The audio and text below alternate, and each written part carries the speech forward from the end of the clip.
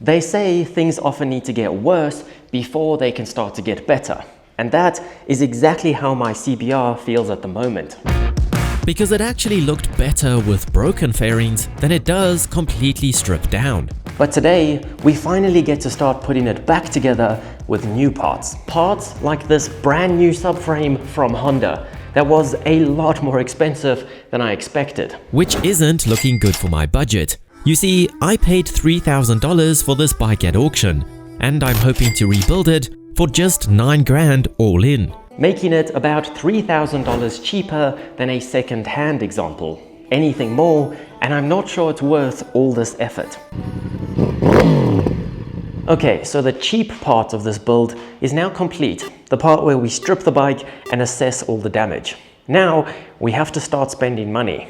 My realistic budget is $9,000, and so far, all we've spent is $3 grand on the bike, $110 on futuristic iridium spark plugs, which is a reason in itself to ride a lower performance bike, and $100 on those suspension tools that I didn't even get to use in the end. Hence why I'm counting them in the first place. However, I'm not going to keep track of consumables like oil and filters or tools like these jack stands that I bought specifically for this project, but that I'll be able to use for years to come.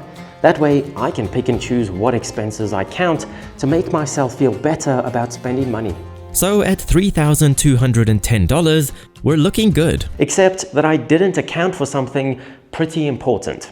You see, when I did my R1 project, I used an American website to get all my part numbers and prices. And the prices that I ended up paying here in South Africa were very similar. But for some reason, Honda parts here are about twice the price as US parts. So as you might imagine, that's throwing off my budget quite a lot.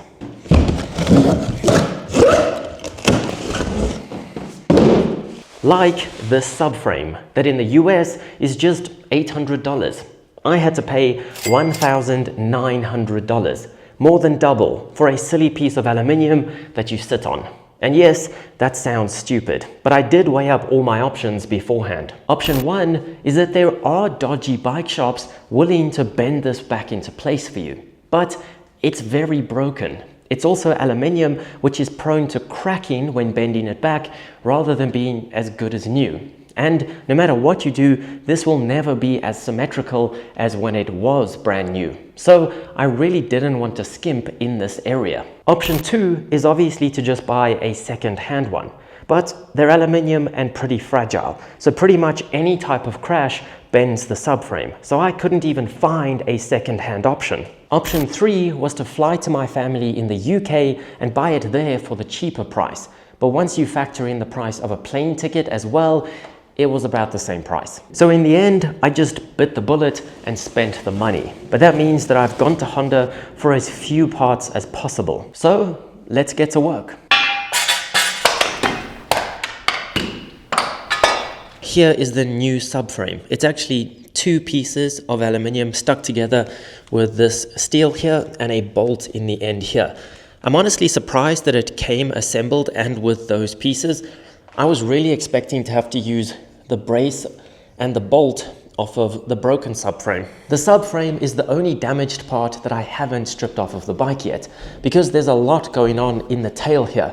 There's the battery, fuses, the ABS pump, and a ton of wires. And I knew that if I took it off and had to wait a few weeks to put the new one back on, I would forget where it all goes. And if you look down the line here, the center of the neck of the frame, center of the steering damper, center of the fuel cap, you can see just how bent it is. But this is hopefully the last time we see it looking this sad.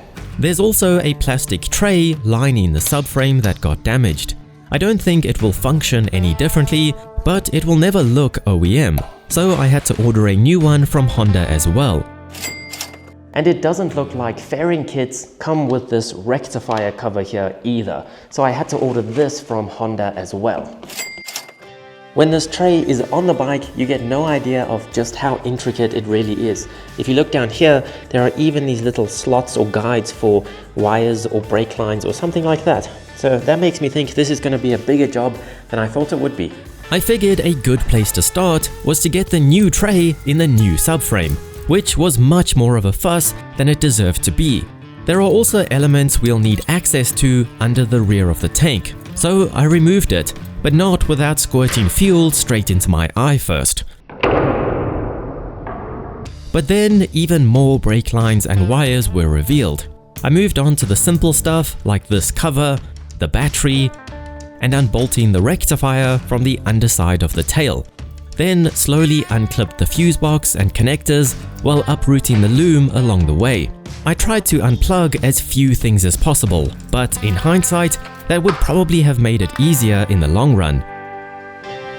After unbolting the servo for the exhaust valve and the ABS pump, I decided to officially unbolt the subframe and see what was still attached and holding it back. And after a bit of faffing, I got it off. What a mess. I don't think we give subframes credit for just how much goes on in them. We just sit on them and enjoy our rides. This would have been a lot easier on an early 2000s bike with less electronics, but most importantly, with no ABS. It's these awful hard lines that are so difficult to get in and out. I just had the harsh realization that I'm the one that now has to put this back together. I don't know how I got to this point where I'm allowed to work on bikes like these unsupervised, but it's daunting at this point. Technically, I could just put it up on Marketplace now because it's not a crash damaged bike anymore. It's just a bike that needs to be put back together. Completely different, worth a ton more money. As always, taking things apart is a lot easier than putting them back together. There were quite a few rubber grommets that needed to be transferred over to the new tray. I also quickly realized that because the old tray was cracked, I hadn't even noticed that a brake line actually went through it, so I had to disconnect it to feed it through correctly. Only then could I wrangle all the wires and get the subframe bolts in. The brake lines were surprisingly easy to slot back into their grooves, and for my own sanity, I'll brush over my fight with the ABS pump bolts. But once confident things were going to plan, I reconnected that brake line, and from there, I just fumbled my way through the painful job of finding a home for everything. Someone even started a rumor that it looked better than OEM.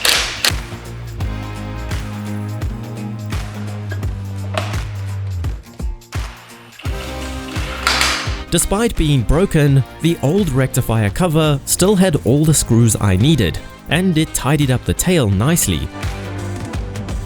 I also discovered that the crash had damaged the threads where the subframe bolts to the tank, so a threaded insert was needed.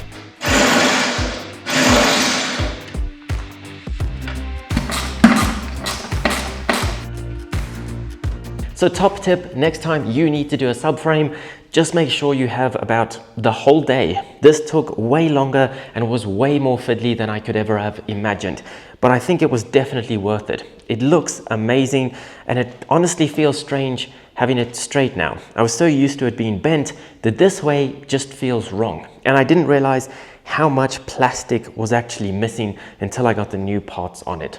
So overall, worth it. The old one looks even more sad now that it's off of the bike. You can see how broken it really is.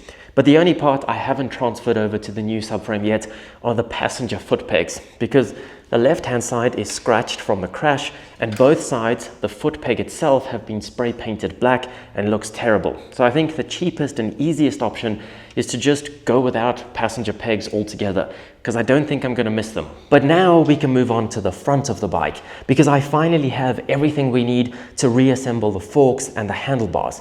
But I think while this area is still open and easy to work on, we should quickly swap out this broken stay bracket. Previously, I'd zip-tied the brake calipers and handlebars up out of the way so I could work below. But with all of that now out of the way, you can see how the mirror mounts aren't quite at the same angle anymore, and there's a pretty big crack in it too. Fortunately, I have this new aftermarket one that has a better finish and only cost $75. This is a nice and easy install. The dash needs to be unplugged, then this clip holding all the wires in place can be opened up to set them free. And since only one of the 3 screws were holding the dash down, it was even faster. and then the stay bracket is just attached to the frame with two 10mm bolts. Unfortunately, I learned that one of the dash mounts had snapped off, but luckily it's a really clean break, so I was able to mix up some glue and get it back in place. It's not the neatest, but you'll never see it again. Once again, I swapped all the rubber grommets over to our new stay bracket and bolted it to the frame, but then I needed to pass some time while I waited for the glue to dry. Some dumbass had put his jack stand right by the bolt I needed to reinstall the headers. Determined not to let that stop me, I figured I would just reposition the jack stand, but I couldn't find a suitable point to jack the bike up. After overcomplicating a simple problem, I eventually realized that these spindly arms aren't just for show, and simply picked the bike up. That new subframe is a great lever too. But at least then I could reinstall the headers that are no longer rusty. I am, however, going to wait for the swing arm to get back before reinstalling the silencer. With that done, I could put the radiator back on as well, with new hose clamps since I cut off the old ones that I'm still adamant are single use. And I made sure to plug the fans back in right away so that I don't forget.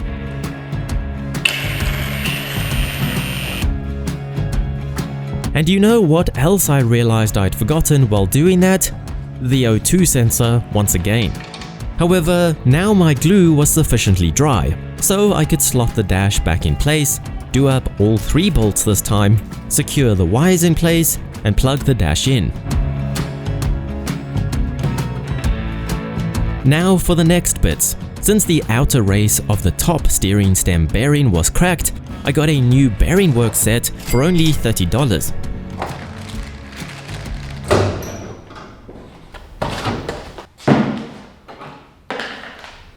After packing the new bearing with grease, the outer race went in, then the rollers with inner race, and finally the top seal. Now the bottom clamp and steering stem can go back on. And the good news is that the clamp itself was straight and I was able to just get a new stem installed, manufactured and installed. Because the threads on the previous one that was involved in the crash were obviously stripped by this locking ring. And the good news about this is that apparently this is steel and the stem is aluminium, which is obviously a softer metal. So the threads on the stem were damaged, but these are still perfectly fine. So we were able to reuse this. I gave it a quick sand and a coat of the highest end rattle can automotive paint you've ever seen, and now it looks good as new, minus a few marks from where I hit it with a hammer and a screwdriver. But it'll still do its job, and once it's on, you'll never see it again. With the bottom bearing in place over the stem, it could be slid through the neck of the frame and the lock nut thread on to hold it all in place. This time, I made sure to use a rag in between the lock nut and the screwdriver to protect the fresh paint. And then the thin ring with metal tabs could be installed, followed by the next ring, and then I gently bent the metal tabs into the grooves so nothing can come loose. And that was everything that needed to come before the top triple clamp. But for now, the steering stem nut just needs to be finger tight. And finally, I plugged in the 2 wires for the ignition cylinder. Remember these? You probably don't even recognize them because they're a lot straighter than the last time you saw them. So I think we got relatively lucky here as well. We were able to reuse the feet on the bottom here. The stanchions, however, the silver bit, were completely damaged. Those got thrown away and these are brand new stanchions. Above that, the black bit, the slider, those weren't too bad. So we were able to get them straightened, reuse them and save a ton of money. When it comes to the internals and the top cap, everything is still the same, except that these are Showa BPF forks or big piston forks. And apparently that big piston inside of it has its own sort of piston rings or seals, and those were damaged. So they've been replaced. Beyond that, we obviously have brand new fork seals and fork oil. So all in, this cost us about $550, which when you consider that a brand new fork from Honda is $800 each, I think we got away pretty lightly.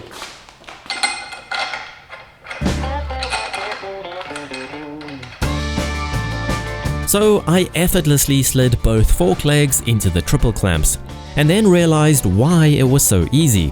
I'd forgotten to put the forks through the clip-ons as well, and that was definitely the faffing I had been missing.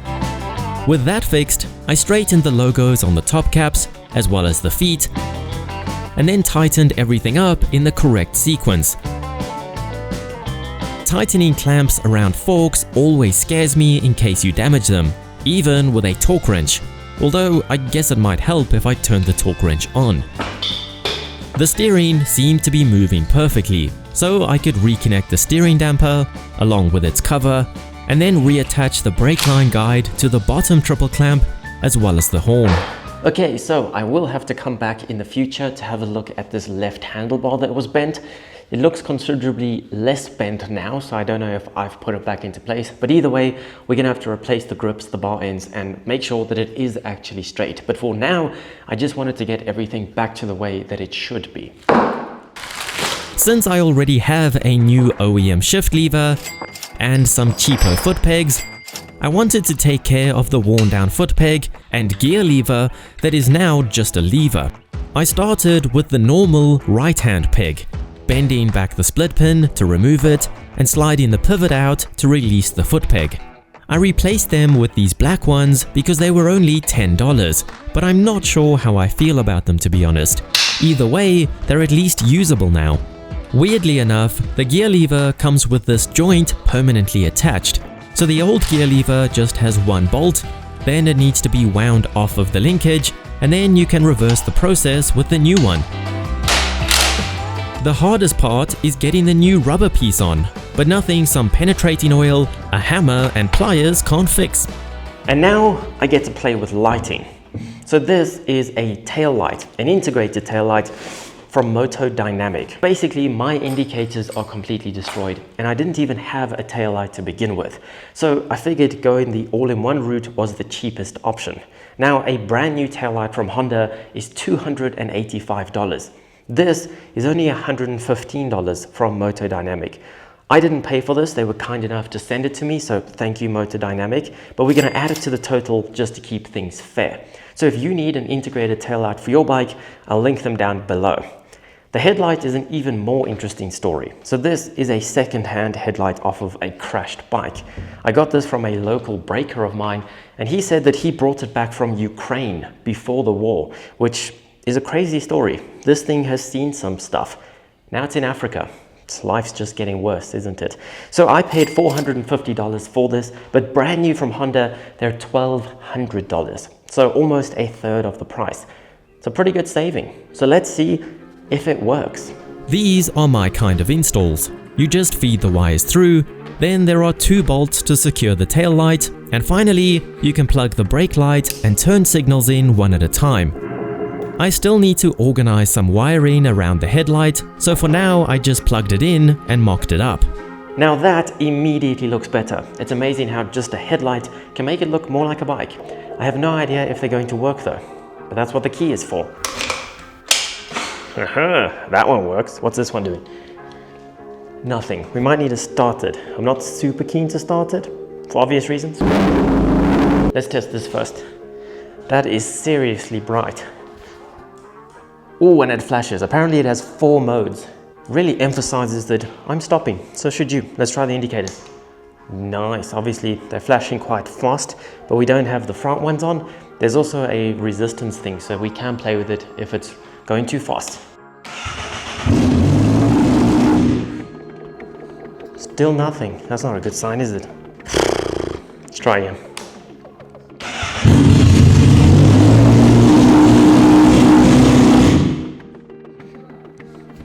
Nothing. I'm gonna have to keep playing with that. This is your 10 amp fuse for your headlight. It goes there, and this is what it looks like. It's blown. So I took the spare out, put it in, and what do you know? It lights up. It does all the right things. Whew, I was worried for a second. I thought that was $450 down the drain. But anyway, it feels brilliant to finally get some new parts mounted to this thing. It's felt like quite a long time of no progress, but it's looking a lot better. Now we're just waiting on the swing arm and the wheels to get back from paint, as well as the fairings to arrive, and then we can finish this thing off.